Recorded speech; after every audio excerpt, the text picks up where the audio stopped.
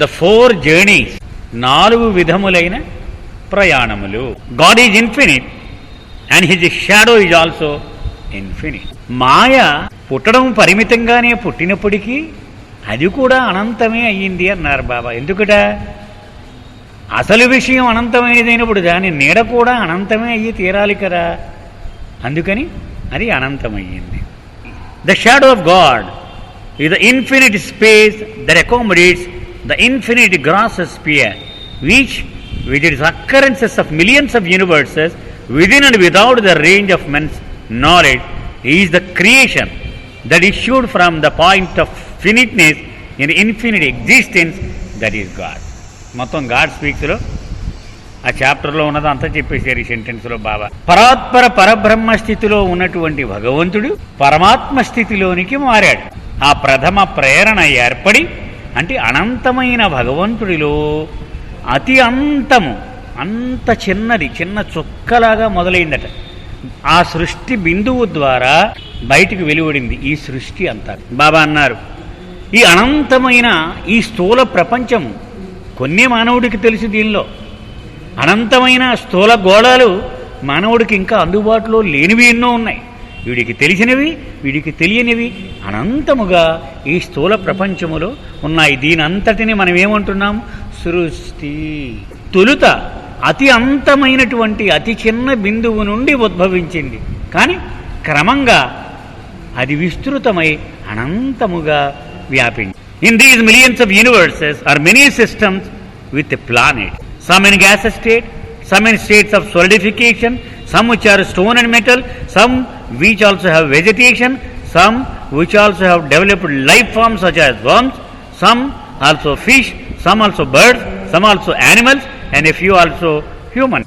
బాబా చెప్తూ ఉన్నారు, లక్షలాది విశ్వాలు ఉన్నాయట అన్నారు. అందులో అనేక దశలలో ఉన్నటువంటి గోళములు ఉన్నాయి. కొన్ని ఊరికినే వాయు రూపములో ఉన్నాయి, మేఘాల్లాగా ఉన్నాయట కొన్ని గోళాలు. గాలి ఇలా తిరిగి తిరిగి రౌండ్గా అయ్యి ఉట్టి వాయువే ఉంటుంది ఇదంతా. కొన్ని ఇంకా ఘనీభవిస్తూ ఉన్నాయి. గాలి కాదు, పూర్తిగా ఘన పదార్థం కాదు, మధ్యలో ఉన్నటువంటివి. మరికొన్ని రాళ్ళు లోహాలు మాత్రమే కలిగి ఉంటాయట. కొన్ని వనస్పతి అంటే వృక్ష జాతులను కూడా కలిగి ఉంటాయట. మరికొన్ని క్రిములు కూడా కలిగి ఉంటాయట. అలాగే చేపలు, పక్షులు, జంతువులు, కొన్ని మానవ రూపాలను పోలిన జీవులను కూడా కలిగి ఉంటాయి. ఎన్ని ఉంటాయండి అటువంటివి? 18,000 గోళాల్లో మానవ రూపాలను పోలినటువంటి జీవులు ఉన్నాయి. Thus it is that throughout the myriads of universes there are planets on which the 7 kingdoms of evolution are manifested. And the evolution of consciousness and forms is completed. అది అంచేత ఈ విశాల విశ్వములో లక్షలాది గోళాలు ఉన్నటువంటి ఈ ప్రపంచములలో మనం తరిచి చూస్తే చాలా గోళాల్లో 7 రకములైనటువంటి పరిణామ దశలు పూర్తి చేసుకున్నటువంటి జీవరాశులు జీవిస్తూ ఉన్నాయి. But only on the planet Earth, ఇటాలిక్స్లో చెప్తున్నారు Baba, but only on the planet Earth do human beings reincarnate and begin the involutionary path to self-realization. ఒక్క మనము నివసించే ఈ భూగోళము మీద మాత్రమే మానవుడు పునర్జన్మ ప్రక్రియను, అంతఃపరిణామ ప్రక్రియను పూర్తి చేసుకుని స్వస్వరూప జ్ఞానమును పొందగలుగుతాడు. Earth is the center of this infinite gross sphere of millions of universes, inasmuch as it is the point to which all human conscious souls must migrate in order to begin the involutionary path. మొత్తం ఖగోళ శాస్త్రాన్ని తిరగ చెప్తున్నారు బాబా. ఖగోళ శాస్త్రజ్ఞులు ఏమన్నారు? ఈ విశ్వానికి కేంద్రకం సూర్యుడు, ఆయన చుట్టూనే అన్ని గోళాలు తిరుగుతూ ఉన్నాయి. కానీ బాబా ఏమంటున్నారు? ఆధ్యాత్మిక ప్రపంచమును చూసినట్లయితే అన్ని ఆత్మలు చిట్ట చివరికి ఈ భూగోళము మీద జన్మించవలసినది. అంతిమ గమ్యము చేరాలి అంటే దీని చుట్టే అన్ని ఆత్మలు తిరుగుతూ ఉంటాయి. అంచేతే క్రైస్తవులు మొట్టమొదట్లో భూమి ఈ సృష్టికి కేంద్రక బిందువు అని చెప్పేవారు. This involutionary path has 7 stations and arrival at the 7th station completes the first journey to God. అంచేత బాబా అంటున్నారు, ఈ అంతఃపరిణామ ప్రక్రియ. అసలు పరిణామం అంటే ఏమిటి? మార్పు. మార్పు దేనికి? మంచికి మార్పు. చెడుకి మార్పు అయితే దిగజారడం అంటారు, మంచికి మార్పు అయితే పురోగమించడం అంటారు కదా. అందుచేత 2 రకములుగా ఈ మార్పుని విభజించవచ్చు మనం, బాబా చెప్పిన సందేశముల సారం. మొట్టమొదటిది బాహ్యమైనటువంటి మార్పు, రెండవది ఆంతరికమైనటువంటి మార్పు. పరిణామక్రమములో జరిగేదంతా కూడా బాహ్యమైనటువంటి మార్పు. అంటే బాహ్య రూపము పరిపూర్ణము చెందడము కోసము ఉద్దేశించబడినది ఆ ప్రక్రియ అంతా. వాయువు నుంచి రాయి, రాయి నుంచి ఖనిజం, ఖనిజం నుంచి చెట్టు నుంచి క్రిమి, చేప, పక్షి, జంతువు, మానవుడు. సో లోపల వీడు పోగు చేసుకున్న సంస్కారములన్నీ మూటల కింద ముళ్ళేసి పట్టేస్తూ ఉన్నాడు. వీడి ప్రయాణం అంతా కూడా ఓన్లీ బాహ్య రూపము మాత్రమే పరిణామము చెందుతూ ఉన్నది.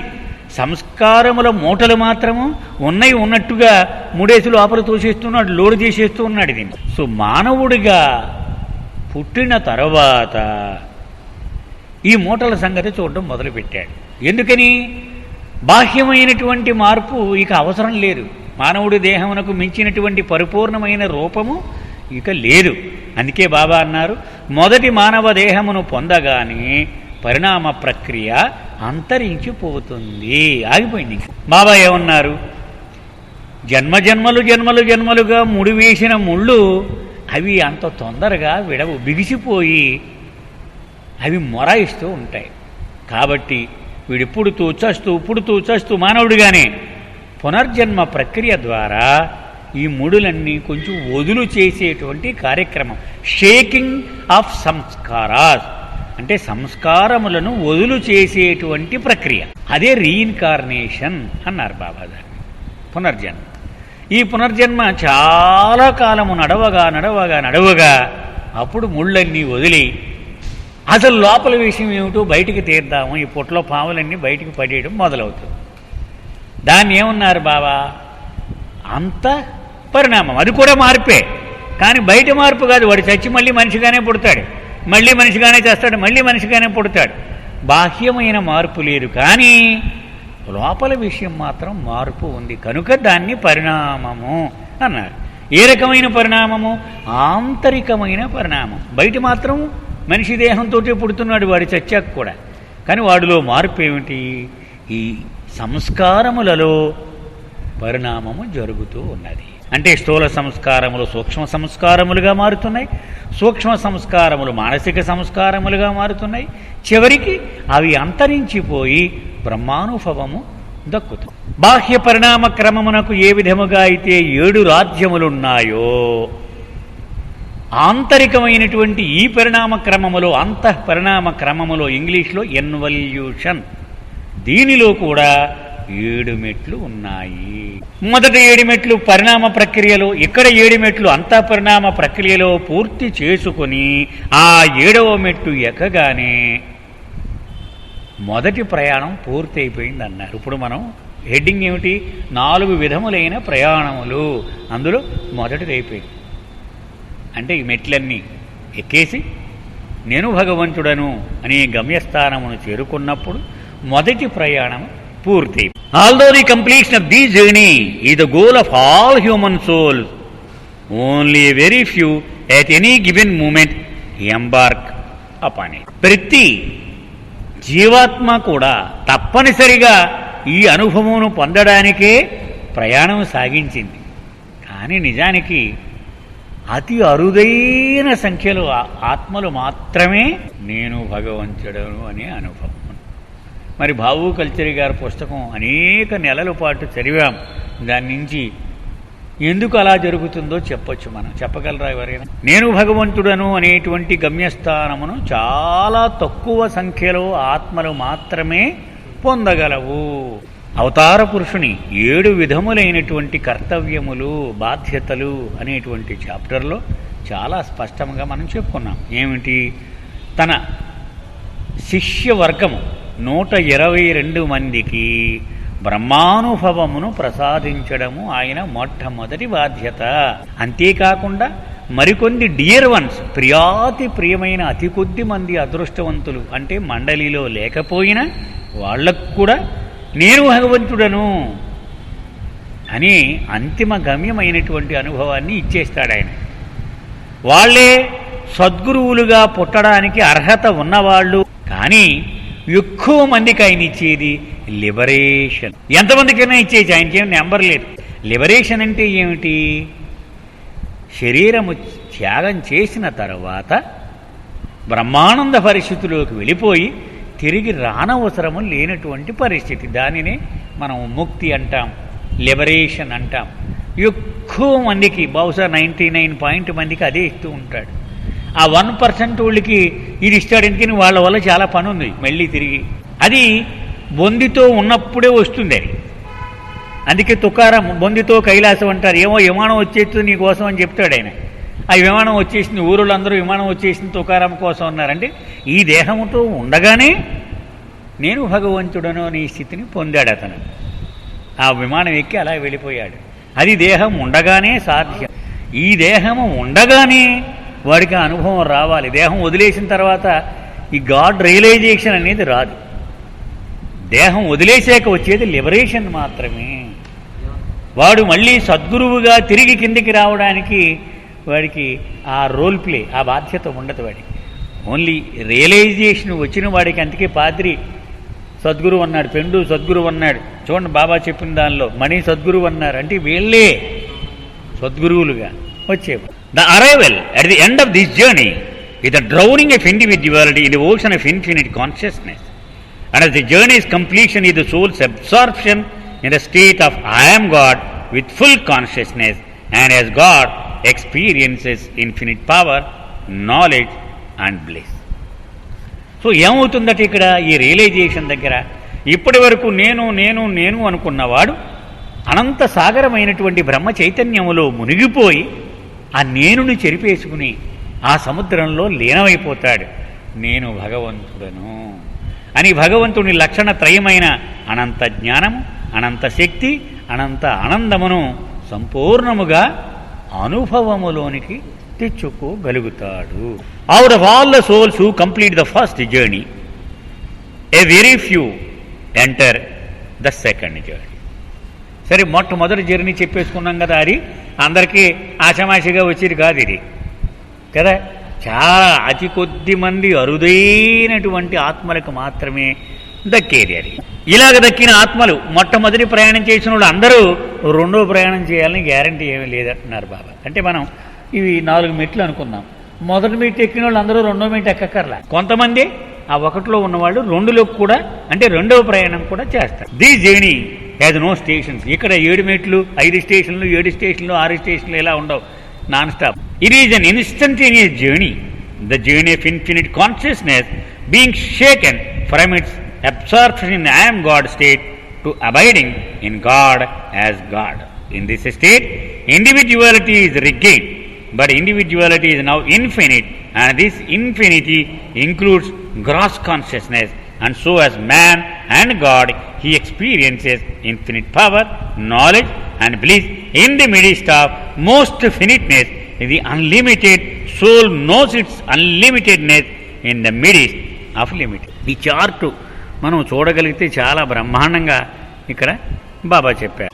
As God experiences infinite power, knowledge and bliss. దీన్ని ఫనా అంటే క్లుప్తంగా మనం చెప్పుకోవలసి వస్తే దీని గురించి, తన వ్యక్తిత్వమును చెరిపేసుకొని భగవంతుని యొక్క అనంతత్వములో మునిగిపోయాడు. అంతే కదా మొట్టమొదటి ప్రయాణము జరిగిన వెంటనే. కానీ ఈ కొద్ది ఆత్మల విషయములో తమ వ్యక్తిత్వమును తిరిగి వాళ్ళు చేజిక్కించుకుంటారట వీళ్ళు. కానీ తమ అనుభవం మాత్రం అనంతత్వమే. అదే అనుభవంలో ఉంటుంది. నేను వేరు, నేను వేరు అనేటువంటి అనుభవము ఉండదు. కానీ వీళ్లకు స్థూల చైతన్యము ఉంటుంది. అంటే మానవత్వము, భగవంతుడి దశ ఈ రెండూ కూడా కలగలిసి ఇతని అనుభవములో ఉంటాయి. అందుచేత అనంత జ్ఞానము, అనంత శక్తి, అనంత ఆనందము ఇవన్నీ కలిగి ఉంటాడు. కానీ మానవుడి చైతన్యము కూడా కలిగి ఉండడము వలన పరిమితమైనటువంటి మనుషుల మధ్యలో అనంతత్వమును అనుభూతి పొందుతూ ఉంటాడు. అది స్పెషల్. జైల్లో లక్షలాది మంది ఖైదీల మధ్యలో ఆ జైలు వార్డెన్ ఉంటాడు. అతను కూడా వాటి మధ్యలోనే ఉన్నప్పటికీ అతను అపరిమితుడు. అతనేమి బేడీలుండవు, బందీలుండవు, వీళ్ళ తిండి తినక్కర్లా. అతని చైతన్యం వేరు, ఎప్పుడు కావాలంటే అప్పుడు బయటికి వెళ్ళిపోతాడు. కానీ వీళ్ళ మధ్యలో ఉంటే గాని ఆ పర్యవేక్షణ కుదరదు కాబట్టి వాళ్ళ మధ్యలో ఉంటూ. The third journey is undertaken only by those who have accomplished the second journey and whose lot it is to bear the burden of the exercise of infinite power, knowledge and bliss. So live God's life both as man and God simultaneously. మళ్ళీ మనం మొదటికి వద్దాం. మొట్టమొదటిది ఏమనుకున్నాము? God realization, బ్రహ్మానుభవము. అది first journey. రెండోది ఏమనుకున్నాము? భగవంతుడిగా సంపూర్ణముగా అనుభూతి పొందుతూనే మానవ దేహమును కూడా కలిగి ఉండడము. అంటే బహుశా నాకు అర్థమైనంత వరకు శివాత్మలు, ఆ 56 మంది శివాత్మలు ఉన్నారు కదండి వాళ్ళు. కానీ ఈ మూడవ ప్రయాణము సద్గురువు.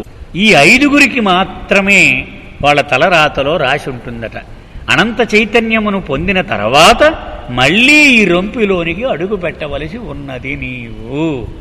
ఇన్ని దాటుకొని పైకి ఎక్కాక మళ్ళీ ఈ ఊబిలోకి దూకుతాడనమాట తనకు కావాలి. ఎందుకని? ఇతరులకు మార్గదర్శకత్వము వహించడానికి. దారి కానక చీకట్లో కొట్టుమిట్టాడుతున్న మానవాళికి చెయ్యి అందించి గమ్యము వైపు చేర్చడానికి అతను మూడవ ప్రయాణమునకు పూనుకుంటాడు. భగవంతుడి జీవితము, మానవ జీవితము ఈ రెండు కలగలిసి గడుపుతూ ఉంటాడు. అంచేతే మనం అర్ధనారీశ్వరుడు అంటాం చూడండి. అది బహుశా మానవుడు, భగవంతుడు. అలాగే బాబాను కూడా ఏమనేవాళ్ళు మనం? దైవీ మానవుడు అంటాం. God man. సగము భగవంతుడు ఉన్నాడు, సగం మానవుడు ఉన్నాడు ఆయనలో కదా. ఈ రెండు ఏకకాలములో ఉన్నాడు. హజరత్ బాబాజాను సాంగత్యము చెయ్యకముందు అతనిలో మానవుడు ఒక్కడే కనపడేవాడు. హజరత్ బాబాజాని ఎప్పుడైతే ముద్దు పెట్టుకుందో మానవుడు ఆబ్సెంట్ అయిపోయాడు, భగవంతుడు మాత్రమే కనపడేవాడు. ఎప్పుడైతే ఉపాసనీ మహారాజు రాయి విసిరి కొట్టాడో ఈ రెండు పాత్రలు ఇలా వెలిగి ఆరిపోతూ వెలిగారు. ఒకసారి మానవుడు, ఒకసారి భగవంతుడు, ఒకసారి మానవుడు, ఒకసారి భగవంతుడు. ఈ రెండు దశలు ఏకకాలములో సదా నిశ్చలంగా ఉండడానికి 7 సంవత్సరముల కఠోరమైన శిక్షణ అవసరమయ్యింది మేర్వానికి. అప్పుడు 1921వ సంవత్సరంలో ఉపాసనీ మహారాజ్ చేతులు జోడించి, అయ్యా నీవు ఆది పురుషుడవు, అవతార పురుషుడవు అని నీ ఉద్యమం ప్రారంభించి స్వతంత్రంగా నీ అవతార కార్యక్రమం చేసుకో అని పంపించాడు. అంటే అప్పటికి నేను మానవుడను, నేను భగవంతుడను అనే 2 పాత్రలు నిశ్చలంగా ఏకకాలములో అతనికి అనుభవానికి వచ్చాడు. అలాగే ఈ సద్గురువు కూడా ఏకకాలములో మానవ చైతన్యము, భగవత్ చైతన్యము కలగలిసి అతను అనుభూతి పొందగలుగుతాడు. There are only 5 such masters living on the earth at any given moment. ఈ భూమి మీద ఎప్పుడు 5 సద్గురువులే జీవించి ఉంటారు. And they control the movement of the universes and the affairs of the worlds of man. ఈ మొత్తం అనేక విశ్వాలు ఉన్నాయని ఇప్పుడు చెప్పుకున్నాం మనం ముందు పేరాల్లో. ఆ గోళాలని, ఆ ప్రపంచాలను, ఈ మానవుడాళ్ళని అందరినీ నియంత్రించేది ఈ 5 మాత్రమే. Only when one of these 5 perfect masters drops his body can one of those who are abiding in God as God move onward and complete the third journey to fill the vacant office. మొట్టమొదటి మెట్టు మీద God realization పొందేసినటువంటి వాళ్ళందరూ ఆ మెట్టు మీద ఉన్నవాళ్ళు కదా. అందులో కొంతమంది మాత్రం, అంటే ఎంతమంది? 56 మంది మాత్రం 2వ మెట్టు ఎక్కుతారు. వాళ్ళను శివాత్మలు అన్నాం. వీళ్లల్లో ఒక 5 సద్గురువులుగా ఆ 3వ మెట్టు ఎక్కారు. ఇక్కడ ఎంతమంది మిగిలేరు? ఇక 51 మంది ఉన్నారు. ఆ సద్గురువుల్లో ఎవడైనా ఒకటి చనిపోతే ఈ 51లో వెళ్ళి ఆ సీట్లో కూర్చుంటాడు. ఈ కింద ఉన్నవాడు ఇంకొకటి వెళ్ళి 51లో చేరతాడు. ఇవన్నీ కాన్స్టెంట్ నెంబర్స్ అన్నారు బాబా, ఫిక్సెడ్. అంటే పైన ఎక్కడ వేకెన్సీ వచ్చినా కింద నుంచి ప్రమోట్ అయిపోతాడు ఒకడైతే ఒకడు, ఆ వేకెన్సీ ఆటోమేటిక్గా ఫిల్ అయిపోతూ ఉంటుంది. ఇది అనంతంగా 7,000 మంది ఉంటారని బాబా చాలా ఖచ్చితంగా వెల్లడించిన రహస్యం. ఆధ్యాత్మిక పరిపాలక వర్గము ఎప్పుడూ ఫిక్సెడ్ 7,000 ఉంటుందట ఆ నెంబర్. ఒక అవతార పురుషుడు వచ్చిన కాలములో 7,001 అవుతుందన్నారు బాబా. అంటే 1వ భూమికి ఎంతమంది, 2 ఎంతమంది, 3లో ఎంత, 4లో ఎంత, 5, 6, 7 అన్నీ బాబా చెప్పేశారు స్పష్టంగా. గాడ్ స్పీక్స్లో ఇక ఆయన విడిచిపెట్టినటువంటి విషయమే లేదు. అందుకే ప్రపంచవ్యాప్తముగా ఆధ్యాత్మిక ప్రామాణిక గ్రంథముగా దాన్ని ఇప్పటికే దాన్ని గుర్తించడం జరిగింది. ప్రపంచవ్యాప్తముగా పీఠాధిపతులు, మతాధిపతులు దాన్నే చదువుకుని తిరగేసుకొని రెఫర్ చేస్తూ ఉన్నారు. ఇప్పుడు ఆల్రెడీ ఆ పరిస్థితి వచ్చేసింది. God's it is the duty of these 5 perfect masters to precipitate the advent of the ancient one and to hand over to him the charge of his own creation. రాష్ట్ర ప్రభుత్వాలన్నీ కూడా governor అధికారంలో నడుస్తూ ఉంటాయి. అంటే రాజముద్ర గవర్నర్దే. మీరు ఎంతమంది మినిస్టర్లు ఉండొచ్చు, ఎంతమంది చీఫ్ మినిస్టర్, కోపం వచ్చి ఇలా తెల్లార్తులకు భద్రపు చేసి పారేచ్చాడు గవర్నర్. అలాగూ ఈ 5 సద్గురువులు ఈ సృష్టిని నడిపిస్తూ ఉంటారు.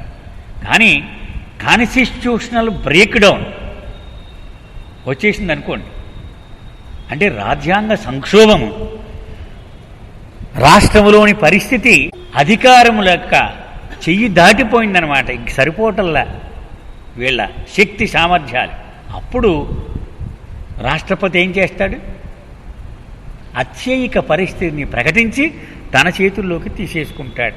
ఈ గవర్నర్లు రికమెండ్ చేస్తారు, అయ్యా అయిపోయింది, మా ఓపిక సరిపోవటం లేదు, మీరు అత్యవసర పరిస్థితి ప్రకటించి ఈ మినిస్ట్రీని బర్తరఫ్ చేసి దీని యొక్క పరిపాలన మీ చేతుల్లోకి తీసుకోవలసింది అని. అదే విధముగా ఈ 5 సద్గురువులు ఎప్పుడూ ఈ సృష్టి యొక్క కార్యనిర్వహణ భారాన్ని నిర్వహిస్తూ ఉంటారు. కానీ ప్రేమ నశించి కపటం పెరిగిపోయి మాయ పూర్తిగా ప్రకోపించినప్పుడు ఈ సద్గురువుల యొక్క శక్తికి మించి పరిస్థితి దిగజారిపోతుంది. అప్పుడు వీళ్ళు 5 కలిసి పరమాత్మను వేడుకుంటారయ్యా, మా వల్ల కావటంలా నువ్వు రావాల్సిందే తప్ప వేరు గత్యంతరం లేదు అని ఈ సృష్టి పరిపాలన అంతా పట్టుకెళ్ళి ఆయన టేబుల్ మీద పెట్టేస్తారు. ఇదిగో బాబు మీరు అప్పచెప్పిన ఇది మీకు అప్పచెప్పేస్తున్నాం, తీసేసుకో అని అప్పగించేస్తారు. అంచేత వాళ్లే ఆ పరమాత్మను అవతార పురుషుడుగా భూమి మీద దించడానికి మొరపెట్టుకొని ఆయన్ని క్రిందికి తెప్పిస్తారు. All those who live God's life on earth and all those who abide in God as God on earth, when they drop their bodies also shed forever their subtle and mental vehicles and pass away utterly as God, retaining infinite individuality and experiencing infinite power, knowledge and bliss. సరే, ఆ 56 మంది అయ్యా ఈ 5 సద్గురువులు వీళ్ళందరూ కూడా భగవంతుని యొక్క ప్రతినిధులుగా ఈ మాయలో చలామణి అవుతూ ఉన్నారు. వీళ్ళు కూడా వాళ్ళు దేహము విడిచిపెట్టేసిన తరువాత మళ్ళీ అనంతత్వములోనికి వెళ్ళిపోతారు. అది 4వ ప్రయాణము.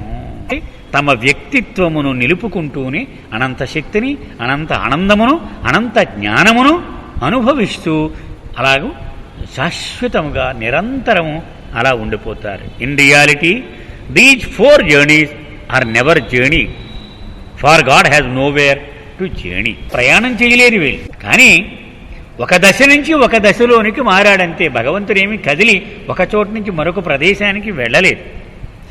He without beginning and without end. భగవంతుడికి ప్రారంభము లేదు, చివర లేదు. And everything which has the appearance a being appeared from that which has no beginning and passes back into that which has no ending.